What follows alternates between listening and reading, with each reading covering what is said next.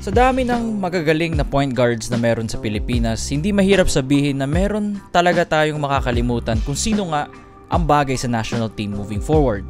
Going through our history, merong Jimmy Alapag, Jason Castro, Terence Romeo at si Kiefer Avena. Kapag ako ang tatanungin kung sino yung mga guardia na una kong maiisip pagdating sa mga naglaro o naglalaro para sa Gilas. Pero gaya ng title ng video na to, pag-uusapan natin ngayon si Dalph Panopio, the 6'1" point guard who first entered the scene back in 2018 with Batang Gilas. A player na muntikang nang mapasama sa Italian national team na ipinaglaban ng SBP para masama sa Batang Gilas, na ngayong mistula na nawala bigla sa mga 25-man pool ng Gilas 2023 lineup. Nasaan na ba siya ngayon at kailangan ba natin siya sa Gilas?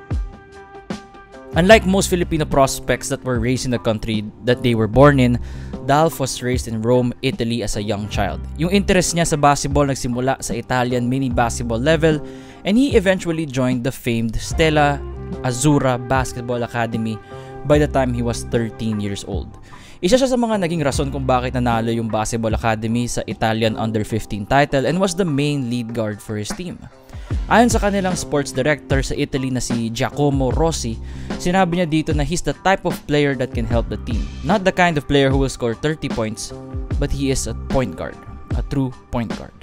That's great feedback considering the European coaches and directors know what real basketball is, at pagdating sa European style of play, ang pinaprioritize talaga nila ay ang team play, teamwork. That's where the importance of having a pass-first point guard comes in handy. At a young age, alam na ni Dalph kung ano magiging path niya for his basketball career. It's different here. It's more physical, but I want to experience this so I can be of help to the national team. During this time, Dalph has now grown into a full-fledged 6'1" point guard, at ayun pa rin ang height niya ngayon, with a game of reminiscent of the European guards we usually see in the Eurobasket compared to the usual scoring guards we see here back home in the Philippines. At this point of his career, he already has numerous accolades collected while playing for the Stella Azzurra Basketball Academy, and now he's finally playing with the national team, Batang Gilas. What most casual basketball fans don't know was that the Italian national youth team actually wanted Dalph to be part of their roster moving forward. Which means kung nangyari yun, hindi na natin siya makukuha sa Gilas because that means solidifying his nationality as an Italian. Thankfully for us, he chose the motherland. At this point in the timeline, he will be helping the likes of Kai Soto and AJ Edu in the FIBA Under-18 Asian Championship, hoping that we could make it again in the Under-19 World Cup. At sa awa ng Diyos, nakapasok naman tayo. We finished 4th in the tournament, ultimately bowing out with a gold medal game after losing to Australia in the semifinals, then losing to China for the 3rd place game. Okay lang naman yun kasi top 4 yung makapasok sa World Cup during that time. In the FIBA Under-18 tournament, Dalph averaged 7.3 points, 33.3% from the field, which needs work, 4 points, 4 rebounds, 4 assists, 1.3 steals, and 23 8-point minutes per game in the 6 games that he played in. Pwede na yung mga stats niya considering he only had weeks of preparation and getting to know his teammates. Actually, lahat sila only had weeks of preparation. Ganun yung style natin sa basketball eh. I'm very excited to represent and play for my country once again. It would be another amazing experience, and I hope this time I can do even better. I know the other teams, and I'm aware that they are all very capable and perfect rivals.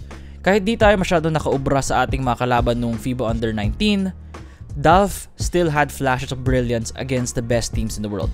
His stats don't tell the whole story, but if you watch the games and the chemistry that he has built with Soto and Edu, then naturally magiging hopeful ka of what Gilas might become should this trio become more used to each other in the future. He averaged 5 points, 2.6 rebounds, 1.4 assists, 0.3 steals, 1.6 turnovers in just 16.4 minutes a game. Hindi ko alam bakit konti lang yung playing time niya, pero that it is what it is. The year after, for the 2020-2021 season, Dalph joined the South Plains Junior College in order to build his reputation if ever he wanted to get into NCAA Division I. His highlights weren't that flashy, but during this year, nakikita natin how his game is slowly developing into a complete point guard. He was hitting threes, mid-range shots, and attacking the rim, all while finding the open man whenever the opportunity presented itself. During his lone season in JUCO or junior college, he averaged 8.1 points, 2.8 rebounds, 2.1 assists, 0.9 steals, and 2 turnovers in 23 minutes a game. He would get his wish the year after and finally got into a NCAA Division I school, which was the Cal State Bakersfield Roadrunners, kung saan nag-average siya ng 4.4 points, 1.7 rebounds, 1.7 assists, 0.4 steals, 1.3 turnovers in 16 minutes a game. If everything turns out well and he just keeps on playing consistently, ideally yung next 3 years niya will be playing NCAA Division 1 ball. And that's something not a lot of Filipino hoopers can say. After going through his career with Batang Gilas, Junior College, and NCAA Division 1 basketball, paano nga ba ang isang style of play ng isang Dalph Panopio? What kind of point guard is he? Well, to start off, he has a very solid shooting stroke. Very textbook and doesn't have any weird shooting form. Ideally, he loves taking and making 3-pointers from all sides of the court. If there is an open 3 he could take, best believe that he will make it fly.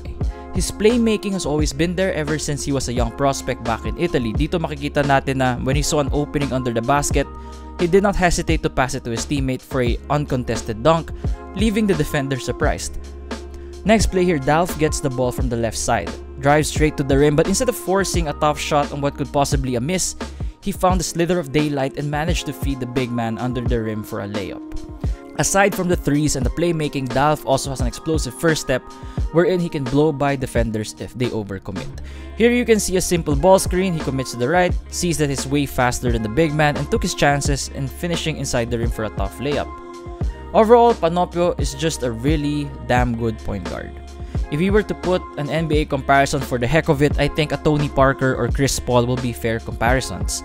Not much flashiness to their game, but will make the right reads every time they are on the court at sigurado kayong darating ang bola kung saan dapat ito pumunta. A highly intelligent player at kitang-kita naman how different he is compared to the usual guards we see here. Yung pinaka-hinihintay siguro ng lahat, bagay ba siya sa Gilas? Yes, of course. If we had Tab Baldwin at the helm right now, good chance magiging starter siya. Pero dahil si Chot Reyes na yung magiging main coach natin, then I feel like a second or even third stringer point guard siya for now kung maisasama siya sa lineup ng 2023 team. To be honest, sobrang lalim ng guard depth natin ngayon with guys like Clarkson, Ramos, Heading, Kiefer, Thirdy, Romeo, if game pa siya mag-ulit laro sa Gilas. You guys get the point. There's not enough playing time right now for Dalph. The point guard skills are always there, yes, but with almost close to 3 years already of not playing for Gilas, naturally, mas pipiliin ng coaching staff yung mga players na sanay na sa isa't isa. It's not a knock on Dalph, but it's just the sad reality or just the real reality. Naghahabol tayo ng oras when it comes to preparation, so including Dalph now might cause some chemistry issues to the guys who have been practicing and really taking the time to learn the schemes of Chot. Uulitin ko, in an ideal world, Dalph will be our starting point guard. Pero dahil nag-iba ang sitwasyon at dahil yung system ni Chot favors guys who can penetrate to the ring at will, then Panopio will not be needed right now, judging by kung ano nga ba ang kailangan ng team natin. Unpopular opinion siguro, pero that's how I see it. With a team pretty much set in stone according to Chot, it's hard for our guy Dalph Panopio to get into the lineup, but who knows?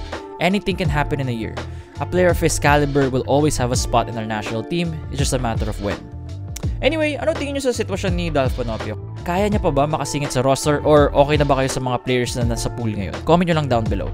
Again, don't forget to like and subscribe and I will see you all next time. Peace.